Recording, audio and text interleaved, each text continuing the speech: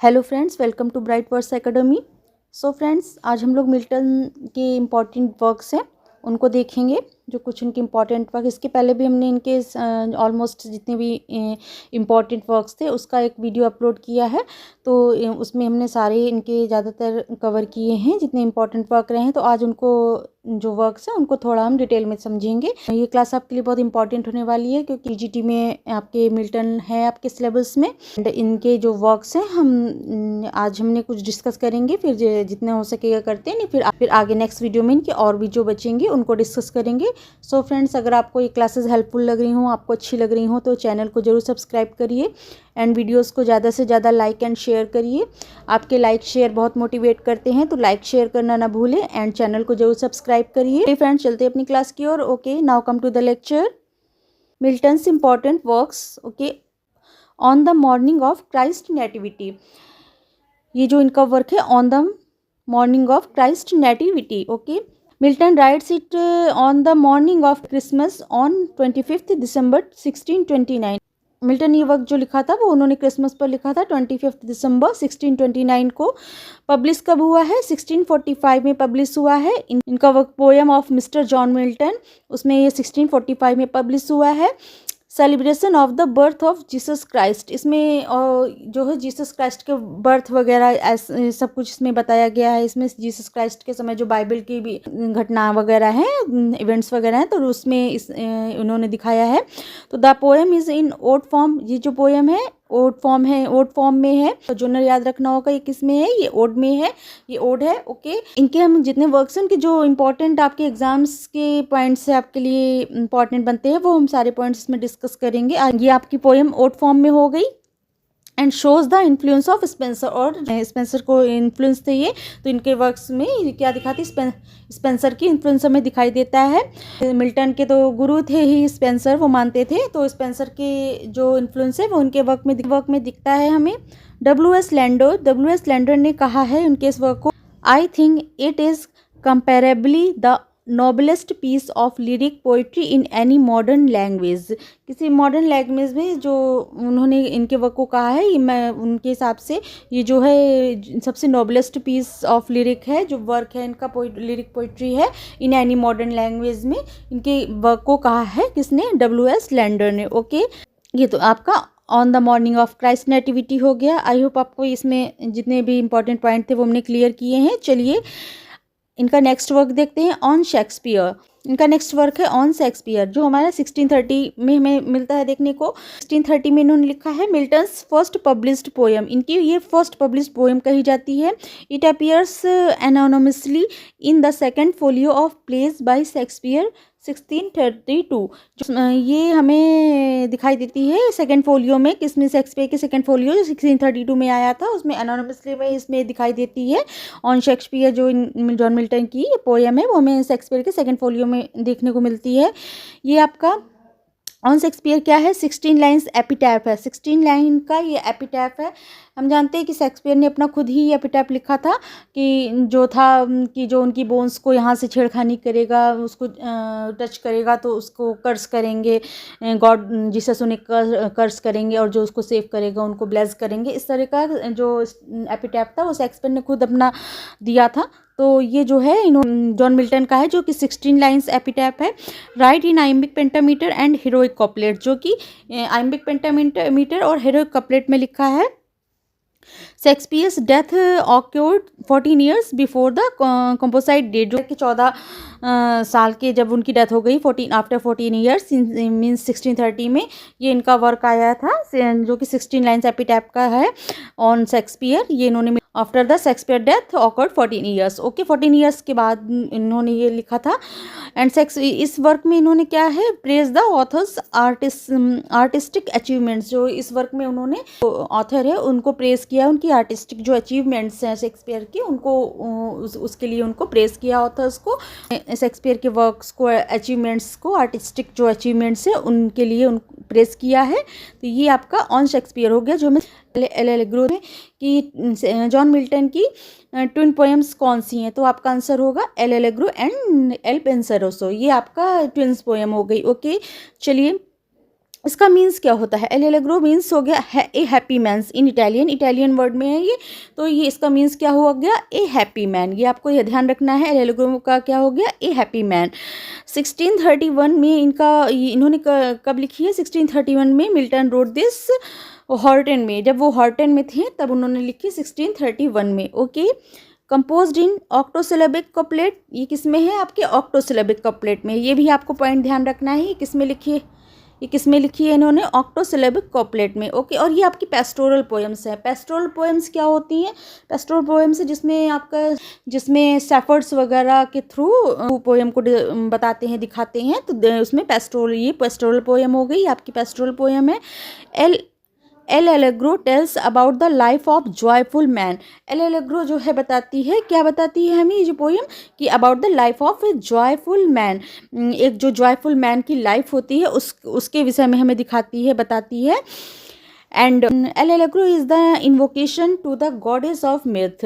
जो L'Allegro है वो गॉडेस ऑफ मिथ को इन्वोक करती है, उनको बुलाती है। गॉडेस ऑफ मिथ क्या हो गई? ये आपकी जो जॉयफुल हो गई, हैप्पीनेस, गॉडेस ऑफ जॉय, ये हो गई आपकी। तो इनको इन्वोक करता है कौन? L allegro. आपको इसमें गॉडेस ऑफ मिथ को इन्वोक करते हैं। तो L allegro presents Cavalier outlook of life. जो एल एलेग्रो है वो प्रेजेंट करती है कैवलियर आउटलुक को, लाइफ जो कैवलियर का आउटलुक होता है वो लाइफ का हमें बताती है। कौन सी पोएम? L allegro. और जो एल पेंसरोसो है वो हमें आपके प्रोटेस्टेंट्स आउटलुक ऑफ लाइफ दिखाती है। ये भी हम आगे बताएंगे। तो ये हमें एल एलेग्रो, ये ध्यान रखना, एल एलेग्रो जो है हमें वो प्रेजेंट करती है Cavalier outlook of life. Okay, L allegro हो गई आपकी। अब इल पेंसरोसो भी आते हैं, ये दोनों आपकी ट्विन पोएम कहलाती हैं। तो इल पेंसरोसो में क्या है? इसका मीन्स क्या होता है? इल पेंसरोसो का मतलब हो गया the serious man, the मेलनकली man. तो सीरियस मैन हो गया, मेलनकली मैन हो गया। और उसका मीन्स क्या था? इटालियन में ही है, इन इटालियन उसका मीन्स था हैप्पी मैन। ओके, और ये क्या है? Melancholy man, serious man. Okay, इसका मीन्स हो गया इन इटालियन में ही है। Il penseroso thought of a full man. इसमें क्या है? थॉट, उसमें जॉय ऑफ अ मैन था, जॉय ऑफ हैप्पी मैन।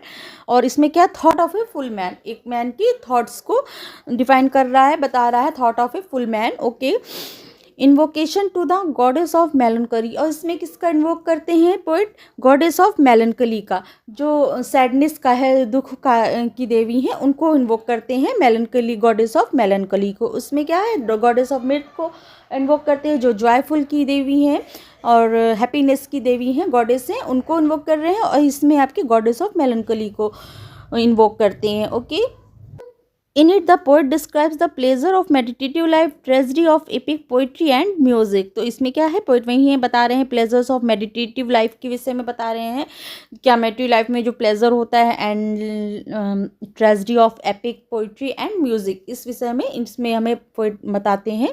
इसमें इस पोइट ने इस चीज़ को डिस्क्राइब किया है इसमें। Okay, meditative life, tragedy and epic poetry और एंड म्यूजिक के विषय में इसको हमें बताते हैं। और it presents the Puritan outlook of life. और ये जो है ये प्यूरिटन आउटलुक को दिखाती है, लाइफ के जो आउटलुक जो दिखाती है वो प्यूरिटन दिखाती है, और उसमें कैवलियर का दिखाती है। ओके, आई होप आपको ये क्लियर हुए होंगे ये points.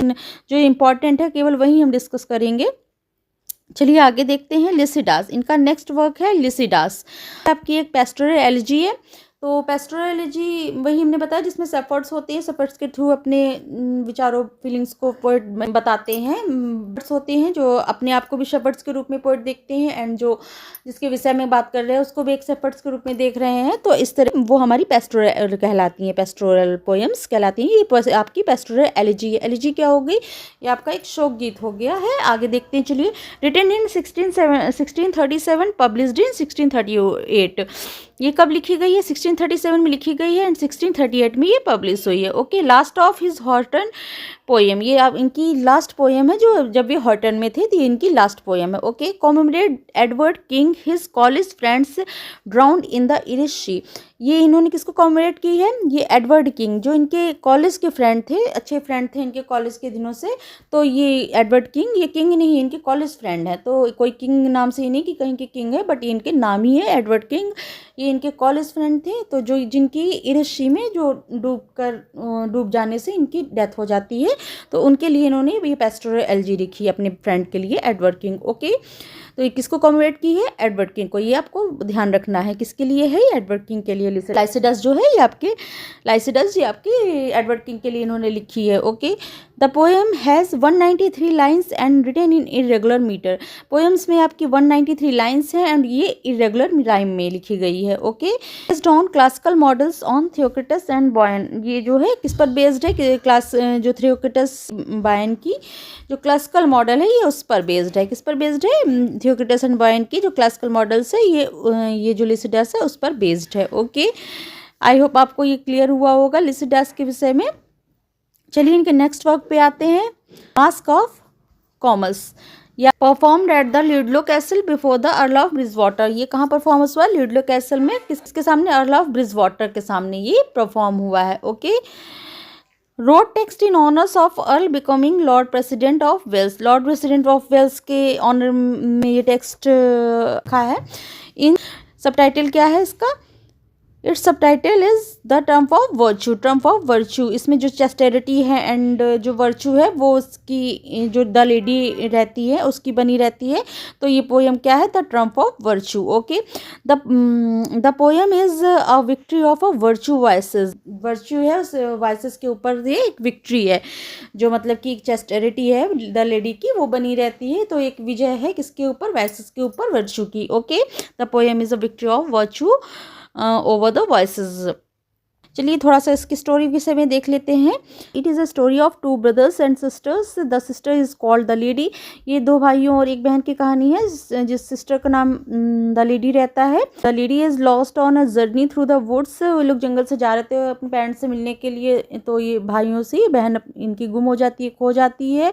When he she is alone, जब वो अकेली रहती है, शी इनकाउंटर्स कॉमर्स। वो कॉमर्स के द्वारा इनकाउंटर्स होती है, उसका सामना कॉमर्स से होता है। Comus is divorced as he is inspired by the god of riverly. Comus जो रहता है वो एक दुराचारी सा रहता है, दुराचारी पर्सन रहता है एंड डिवोर्स्ड रहता है क्योंकि वह मौज मस्ती जो रिवरली गॉड ऑफ रिवरली रहते हैं, गॉड जो मौज मस्ती के देवता हो गए, उनसे प्रेरित रहता है। And he appears in the form of poor shepherd. आपको एक गरीब चरवाहे से के रूप में दिखाता है, शेफर्ड के रूप में दिखाता है। ही अटेम्प्ट्स टू सेड्यूस हर, और वह उसे बहकाने की कोशिश करता है, सेड्यूस करने की कोशिश करता है।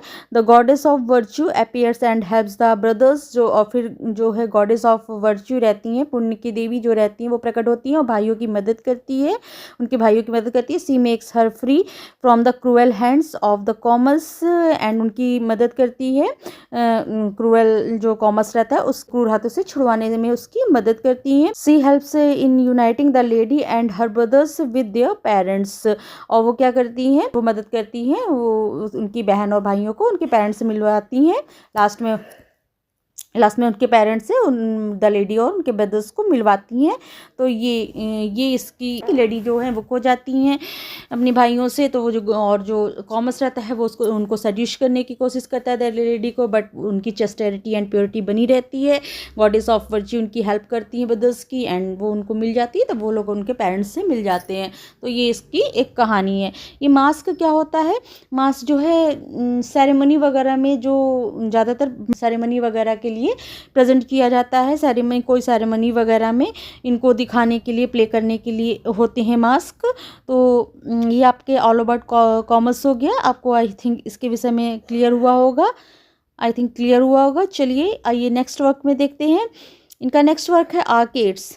इट्स भी एक मास्क है to celebrate the character of Alice Spencer earl of Derby during her 75th birthday. तो ये हमने बताया जैसे कि जो मास्क, ये आर्केड्स भी आपका मास्क है। ये मास्क वगैरह कहीं सेरेमनी वगैरह में जो की प्ले किए जाते हैं, परफॉर्म किए जाते हैं। तो टू सेलिब्रेट, ये जो आर्केड्स है ये to celebrate the character of Alice Spencer जो अर्ल ऑफ डर्बी हैं, ये इनके जो 75th बर्थडे है उनमें इसको परफॉर्म किया गया है। इसके तो ये आपका आर्केड्स हो गया। 75th बर्थ था एलिस स्पेंसर का, तो उसमें इन्होंने ये पोएम को लिखा है। आर्केड्स को मास्क को, ये मास्क है आपका। ओके, चलिए इनका नेक्स्ट वर्क देखते हैं। When I consider how my light is spent तो ये जो इनका वर्क है ये 1652 में आया था। इसको ऑन हिज ब्लाइंडनेस भी कहा जाता है, कहते हैं इसको। रोट इन पेट्रोचियन सोनेट, ये इन्होंने पेट्रोचियन सोनेट में लिखा है। ABBA ABBA CDE CDE, ये इन्होंने पेट्रोचियन सोनेट में ये लिखा है। तो they also serve who only stand and wait, ये इसकी लाइन है। ये हमें देखने को इसमें मिलती है। इसमें पोएम में क्या होता है, जो पोएट है बहुत सैडनेस से बहुत शुरुआत करते हैं, दुखी रहते हैं, मतलब कि सैडनेस के साथ ये पोएम को शुरुआत होती है, बट ये लास्ट आते आते काफ़ी पॉजिटिव हो जाते हैं और लास्ट में ये काफ़ी पॉजिटिविटी के साथ इस पोएम का अंत करते हैं। जब स्टार्टिंग करते हैं तो काफ़ी सैड रहते हैं, ये लास्ट आते आते काफ़ी पॉजिटिविटी से भरे हुए एंड बहुत ही होपफुल रहते हैं। तो ऐसा इस पोएम में इन्होंने किया है। तो ऑन हिज ब्लाइंडनेस भी इसको कहते हैं, हिज एक्सपीरियंस विद ब्लाइंडनेस। जो इसमें क्या है, इन्होंने जो उनका एक्सपीरियंस वगैरह है जो ब्लाइंडनेस का रहा है वो सब उसके थ्रू ये सब दिखाया है। ऑटोबायोग्राफिकल सोनेट भी इनका कहा जाता है। In 1652 at the age of 44 he was totally blind. पता है हमें 1652 में जब वो 44 ईयर्स के थे तो वो टोटली ब्लाइंड हो गए थे, तब उन्होंने ये पोएम अपना एक्सपीरियंस जो ऑटोबायोग्राफिकल सोनेट कहते हैं उसको बताया है इसमें। एंड ये काफ़ी फेमस लाइन है इसकी, they also serve who only stand and wait. Starting में जब शुरू करते हैं काफ़ी सैड भरा रहते हैं एंड होपलेस रहते हैं, ऐसे ही करके पोएम स्टार्ट होती है। लास्ट में वो पॉजिटिविटी से भरे होते हैं एंड होपफुल रहते हैं। पोएम काफ़ी ही आशावादी रूप में ख़त्म करते हैं। ओके, तो आई होप ये फ्रेंड्स आपको क्लियर हुआ होगा। तो ये फ्रेंड्स आज कुछ और इनके डिस्कस करेंगे तो काफ़ी लेक्चर लेंदी हो जाएगा, तो आज हम इतने ही इनके वर्क्स डिस्कस करते हैं। अब नेक्स्ट लेक्चर में इनके और वर्क्स जो हैं, इनके प्रोज वर्क्स हैं, उनको भी हम लेके आएंगे। इंपॉर्टेंट वर्क्स हैं उनको लेके आएंगे, इस वीडियो में उनको डिस्कस करेंगे। सो फ्रेंड्स आपको आई होप ये क्लियर हुए होंगे, अच्छा लगा होगा। एंड जो भी एग्ज़ाम्स के पॉइंट्स से आपके लिए इम्पॉर्टेंट रहा है वो हमने आज डिस्कस किया है, और इनके नेक्स्ट जो वर्क है उनको हम नेक्स्ट वीडियो में लेके आएंगे। आई होप आपको समझ में आया होगा। अगर अच्छा लगे और समझ में आया हो तो चैनल को ज़रूर सब्सक्राइब करिए एंड वीडियोस को ज़्यादा से ज़्यादा लाइक एंड शेयर करिए। कोई भी क्वेरी हो तो कमेंट सेक्शन में आप पूछ सकते हैं। चलिए फ्रेंड्स, फिर मिलते हैं न्यू क्लास में इनके और भी वर्क्स के साथ। Okay, thank you, thanks for watching, thank you.